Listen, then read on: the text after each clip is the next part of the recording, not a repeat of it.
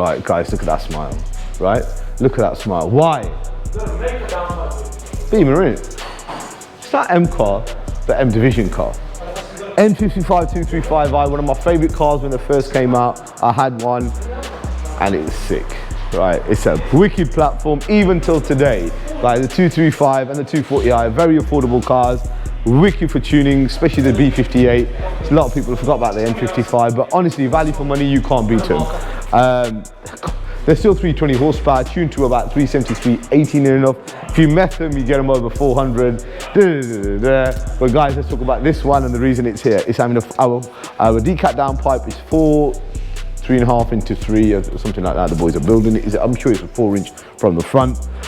It's also having, here's the one. It's having a single exit exhaust system. You want something different. The young man is from down south. One of our tunes on there as well. So yeah, Decat. Box comes off, back box delete, single-sided by the way, and it's going to be interesting one. We've never done that one before, but he's adamant to have it on the one side. So I think he must have there must be what's it called, the madness in the something in the madness. What do you say? There's a method in the madness. Method behind